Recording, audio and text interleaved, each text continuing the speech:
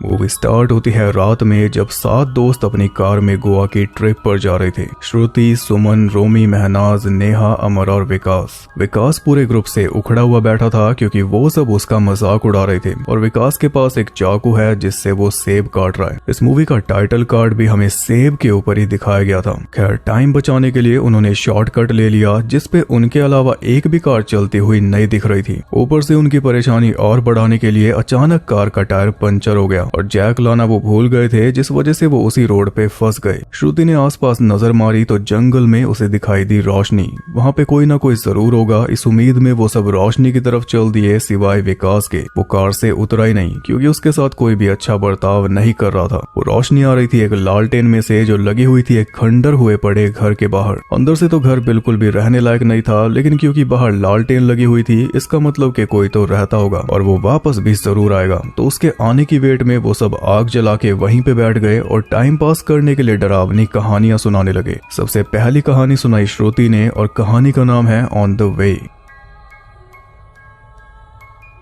कहानी है एक न्यूली मैरिड कपल करण और अंजलि की जो कि हनीमून पर जा रहे थे कार से। रात के टाइम सुनसान रोड से सेम जैसे दोस्तों का ग्रुप जा रहा था। एकदम से करण को मस्ती चढ़ी और वो कार की हेडलाइट्स ऑफ करके अंजलि को डराने लगा। डरना मना है लेकिन अंजलि डर तो गई थी क्योंकि ऐसे में कोई दुर्घटना भी हो सकती है। करण उसे चिढ़ाने लगा कि तुम डर गई तो अंजलि बोली कि इसमें डरने वाली कौन सी बात है, रोड पे ऐसा क्या होता है। तो करण बोला भूत, और भूत का नाम लेते ही गाड़ी अपने आप बंद हो गई। करण बोला कि गाड़ी को भी जंगल में खराब होना था, पर असल में ये जंगल नहीं गन्नों के खेत हैं। करण ने बहुत कोशिश की लेकिन कार स्टार्ट नहीं हुई। तब वो बोला कि कहीं ऐसा तो नहीं जब लाइट्स ऑफ की थी तो किसी भूत को ठोक दिया हो। वो फिर से अंजलि को डराने की कोशिश कर रहा था।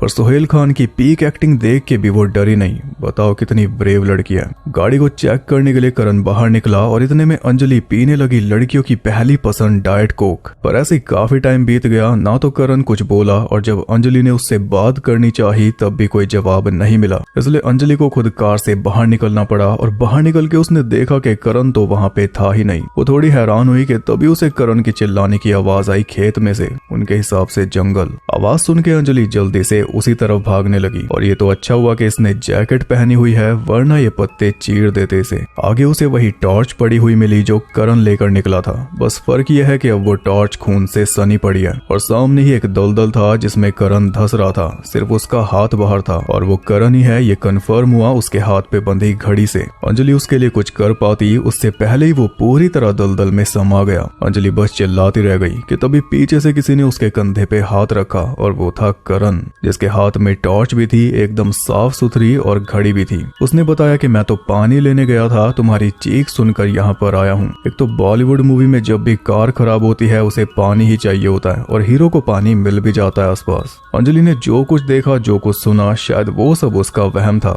ऐसे खुद को दिलासा देकर वो वापस कार के पास आ गई, पर डर उसे बहुत ज्यादा लग रहा था। कार में पानी डालकर वो दोनों जल्दी वहां से निकल गए और हमें एक पीओवी शॉट दिखाया गया जैसे कोई खेत से निकला, पर जब गाड़ी दूर चली गई तो वो वापस खेत में चला गया। यानी वो जो कोई भी बला थी पीछे रह गई। नहीं, करण अंजलि को दिलासा दे रहा था। तब हम देख पाए कि करण का रिफ्लेक्शन मिरर में दिखाई ही नहीं दे रहा, यानी वो करण नहीं है। करण सच में दलदल में डूब के मर चुका है और उसकी जगह ये छलावा आके बैठ गया। जो पीओवी शॉट हमें दिखाया गया था उसे करण की आत्मा का समझ लो जो अंजलि के लिए कुछ भी नहीं कर पाई। ये करण के साथ हुआ क्यों? क्योंकि उसी ने मजाक में भूत को पुकारा था। भूत ने उसी का मजाक बना दिया, प्रैंक करके बकायदा कैमरे में उसका हाथ भी हिलवाया। करण बहुत कोशिश कर रहा था अंजलि को डराने की। आखिरकार अंजलि को उसने डरा दिया, लेकिन किस कीमत पर? अपनी जान गवाकर। ये थी पहली टेल जिसने अच्छा खासा माहौल बना दिया है। माहौल पूरा स्केरी हो चुका था जिसे नेहा बर्दाश्त नहीं कर पा रही थी। हालांकि कहानी उनके कुछ खास ठीक से समझ नहीं आई थी। बड़ा सिंपल लॉजिक निकाल लिया उन्होंने कि गाड़ी में करण का भूत था,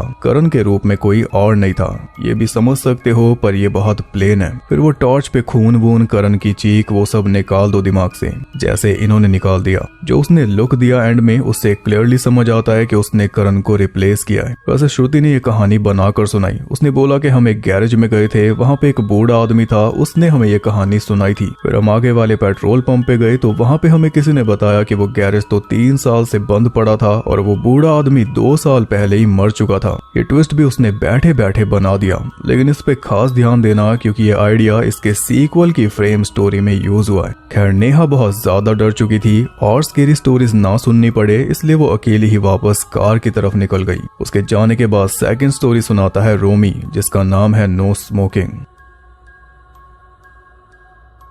ये कहानी है फैशन फोटोग्राफर अनिल की, जो नासिक से ड्राइव करके अपने घर जा रहा था। ड्राइविंग करते करते सुबह से शाम हो गई थी, जिससे अनिल काफी थक चुका था। वो तो उसकी किस्मत अच्छी थी कि उस सुनसान रोड पर उसे एक होटल मिल गया, होटल गुड हेल्थ, जिसके बाहर कई सारी गाड़ियां लाइन में खड़ी थी और सभी गाड़ियां धूल खा रही थी, जिसका मतलब है कि वो गाड़ियां वहां पे काफी लंबे टाइम से खड़ी हैं। लेकिन इसके बावजूद होटल में कोई भी नहीं था सिवाय ओनर के, जो कि मजे में टॉम एंड जेरी देख रहा था। अनिल को सिगरेट पीने की इच्छा हुई, पर जैसे उसने डब्बी निकाली उसका ध्यान गया नो स्मोकिंग वाले बोर्ड पर, जिसे देखते ही उसने डब्बी वापस जेब में रख ली। पर दिक्कत यह थी कि होटल में नो स्मोकिंग वाले बोर्ड कुछ ज्यादा ही थे, लगभग हर जगह थे, यहाँ तक के कमरे के अंदर भी। परेशान होकर अनिल ने पूछ ही लिया कि फिर सिगरेट पिए कहाँ पर। ओनर बोला कि नहीं पी सकते, पूरे होटल में कहीं भी नहीं। लेकिन जैसे ओनर गया अनिल ने सिगरेट मुंह पे लगा ली, पर उसे जला पाता उससे पहले ओनर वापस आ गया पानी लेकर, और अनिल के हाथ में सिगरेट देखकर वो बहुत ज्यादा नाराज हो गया, इतना कि उसने अनिल के हाथ से डब्बी छीन ली। अनिल को यह बर्ताव समझ नहीं आ रहा था और ओनर भी उसे समझाने के मूड में नहीं था। वो बोला कि सुबह जब निकलोगे तब डब्बी वापस कर दूंगा, इतना बोलकर वो चला गया। इसके बाद नहा धोकर अनिल ने एक तरकीब निकाली कि अगर होटल में नहीं पी सकता तो होटल के बाहर जाके पी लूंगा।